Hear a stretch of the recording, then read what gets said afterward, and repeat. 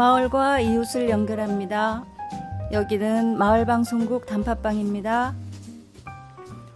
안녕하세요. 마을과 이웃을 이어주는 마을방송국 단팥방 고소한 목요일 연꽃입니다. 오늘은 서울 은평구 불광동에 있는 소설가 이호철 북콘서트홀에 대한 이야기를 나눠보려고 합니다.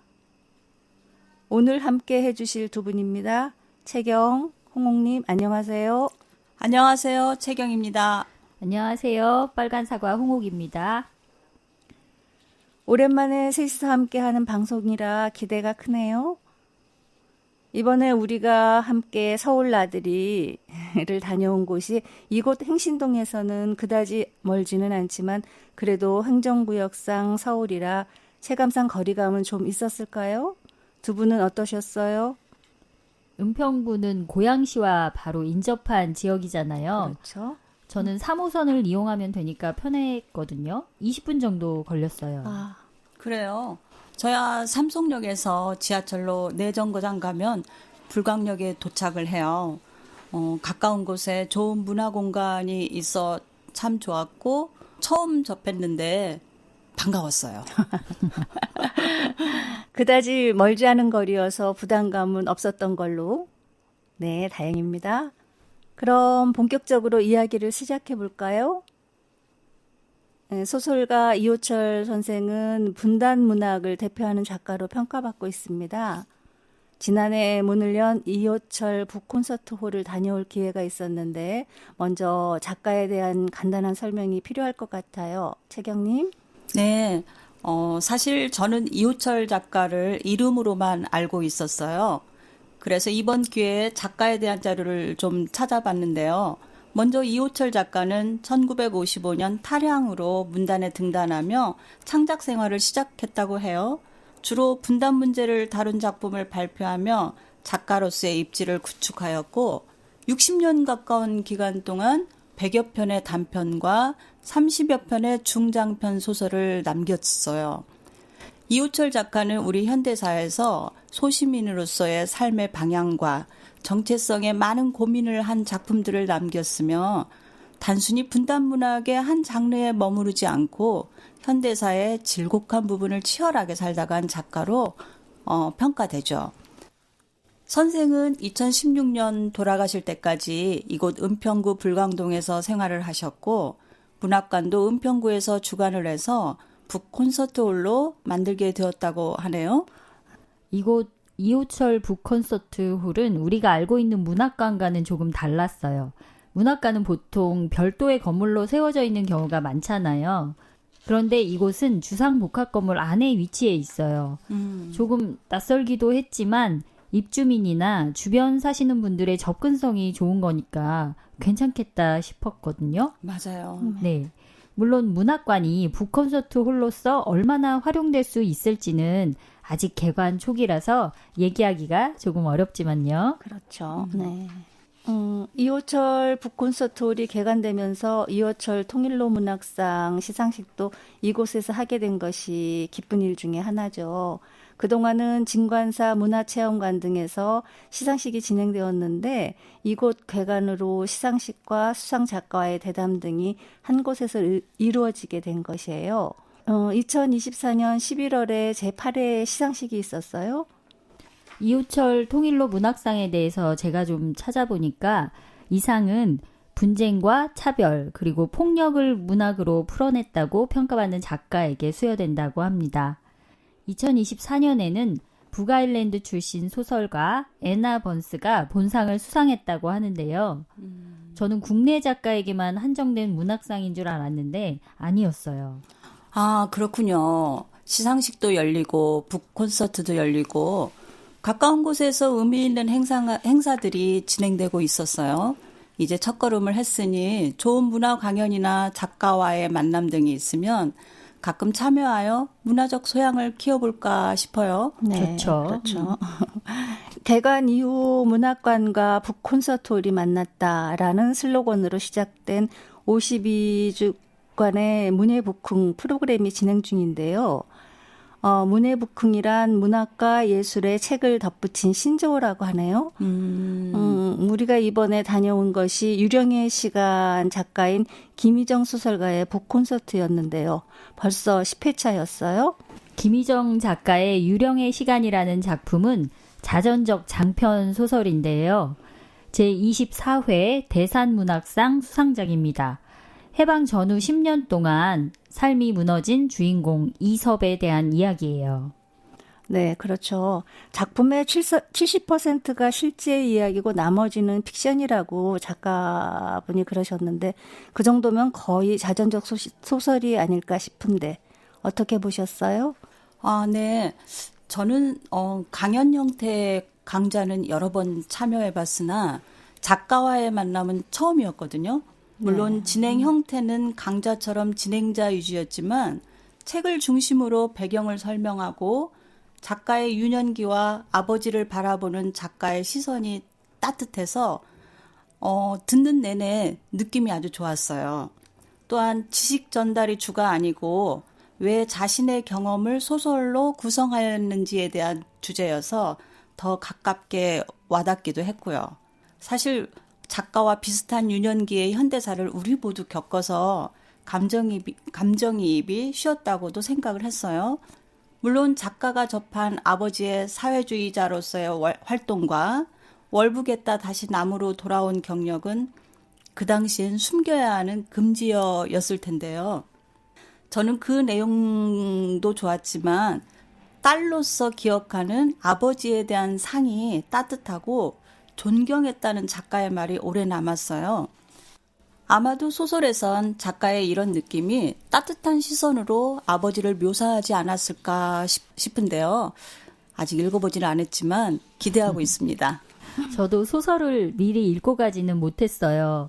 그런데 다행스럽게도 김희정 작가의 소설의 모티브가 된 아버지의 사진과 일기, 그리고 어릴 적 살던 동네 사진 등을 보여주시면서 이야기를 해주셨거든요. 책을 읽지 않았어도 어떤 소설인지 그려져서 별 어려움 없이 북콘서트를 즐겼습니다. 다행이었어요. 돌아가신 아버지가 남긴 미완성의 자서전을 소설로 재현한다는 것이 작가에게는 큰 의미이자 숙제를 끝낸 기분이었겠다 싶더라고요. 인간성이 존중되지 못하는 전쟁과 분단의 역사 속에서 슬프고 힘든 삶을 살아낸 한 남자. 아버지의 이야기는 아직도 끝나지 않고 현재까지도 계속되고 있습니다. 아, 그렇군요. 저는 이 북콘서트를 가기 전에 책을 열심히 읽었거든요. 네. 근데 저는 참 개인적으로 좋았어요. 네. 네네. 우리 현대사의 가장 비극적인 시기를 다뤘죠. 해방 전후 한 개인이 지닌 이념적 사상이 주변과 자신의 인생에 끼친 영향은 세대가 바뀌어도 상처로 남아있구나 하는 생각을 하면서 읽었어요.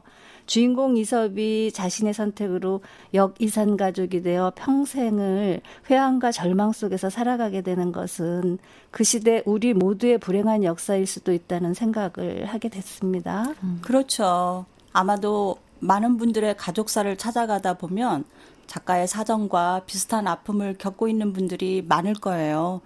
저는 김희정 작가의 강연을 들으면서 그 사연은 당연히 아프고 안타까웠지만 한편으로는 우리 사회가 이제 어느 정도 이 정도의 사연은 공개적으로 들을만 하구나 싶어 다행스럽다라는 생각이 들었어요. 맞아요. 네. 그래서 2015년에 초판 발행되었다가 요즘 다시 재조명을 받아 재판 발행되었다고 하죠. 네, 그러네요. 언젠가 제가 활동하는 독서회에서 어느 분이 추천한 책이기도 한데 이번에는 시간을 두고 꼭 읽어보려고 다짐 중이에요. 추천드립니다. 그러게요. 북콘서트 가면서 책을 안 읽고 가다니요. 저도 기회가 되면 꼭 읽어보고 싶습니다. 그래요. 네. 네네. 글 잘 쓰는 작가 치고 말 잘하는 작가는 못 봤다라고 예전에 한 사석에서 이호철 선생님이 하신 말씀이 기억나는데요. 요즘 시대에는 꼭 그렇지만은 않지만 김미정 작가님은 유령의 시간에서 물 흐르듯 써내려간 문장력에 비견하면 말씀은 약간 지루하긴 했어요. 두 분은 어떠셨어요? 왜 작가님들은 그렇게 말씀을 나긋나긋하게 할까요? 그 유명한 한강 작가도 그러던데 맞아요. 김희정 작가의 사연을 공감하며 듣긴 했어요. 그런데 중간중간에 살짝 졸은 건 뭐 어떻게 하겠어요. 그럼에도 필력 좋은 작가가 우리 사회에 숨겨진 사연을 솔직하게 드러내어 작품으로 완성했다는 점이 독자로서 참 고맙죠. 네. 네, 그렇습니다. 근데 저는 촬영하느라 언니들보다는 조금 덜 좋은 것 같긴 해요. 아, 난 안 졸았어요.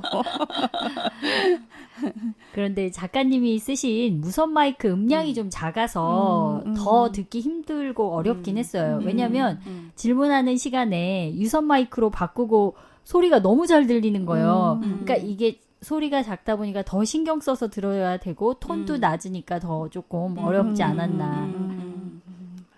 오랜만에 가져본 북 콘서트에서의 시간이었습니다. 좋은 책을 읽는다는 것은 참으로 즐거운 일이며 행복한 일이기도 합니다. 한동안 잊고 지냈던 책을 읽고 문화생활을 가까운 곳에서 즐길 수 있는 기회가 좋았습니다.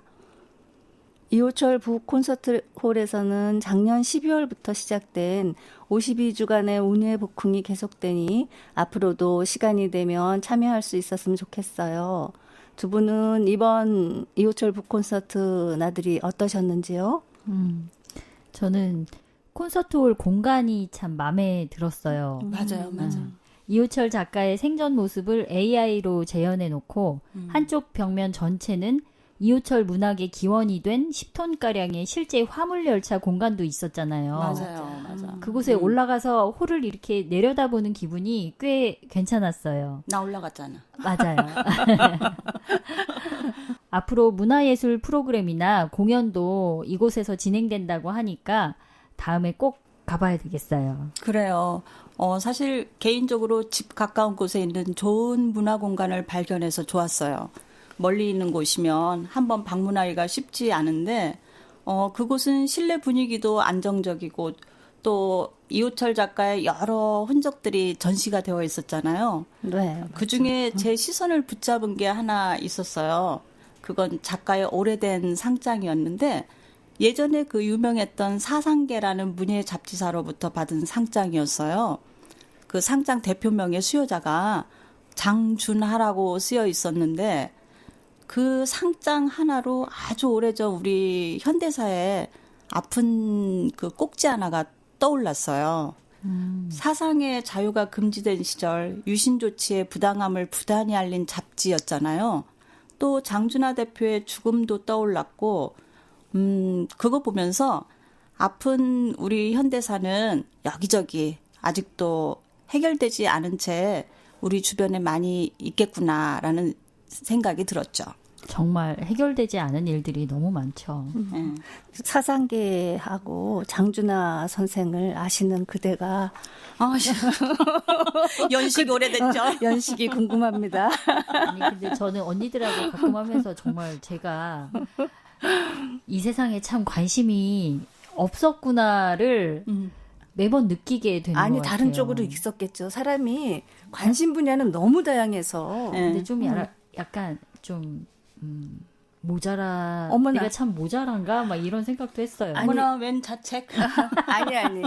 아니 사람이라는 게 그 관심도는 너무 이렇게 무궁무진하고 넓어서 자기가 드러내지 않았을 뿐이지 우리는 좀 관심도가 좀 비슷해서 그런 얘기를 나눌 수 있는 기회가 많았던 것뿐이지 홍우의 관심사는 우리가 전혀 알지 못했었던 거잖아요. 그런 것도 있고 저는 개인적으로 늘상 말하지만 서점집 딸이어서 나는 서점집 딸도 아니었는데 왜 그럴까? 다양한 잡지를 접할 수가 있었어요. 어렸을 때. 잡지로. 잡지. 맞아, 옛날에. 사상계도 서점에서 접했고 거기에서 이렇게 본 기억이 나요. 그런데 이제 장준하 선생은 특별히 또 그렇죠. 공부하면서 알게 된 건물이니까. 그렇죠. 네. 이호철 선생님의 서재가 고양시 선유리에 있어요. 작고하신 후에도 그곳은 여전히 예전의 모습으로 잘 보존되어 있어서 자연의 풍광을 즐길 수 있는 곳이기도 합니다. 선유리에 이호철 문학관을 세우려 고양시에서도 시도를 해보기는 했었던 것 같은데 결국 긴 시간을 돌아 은평구 불광동에서 이호철 북콘서트홀로 만나볼 수 있어서 반가운 시간이었습니다.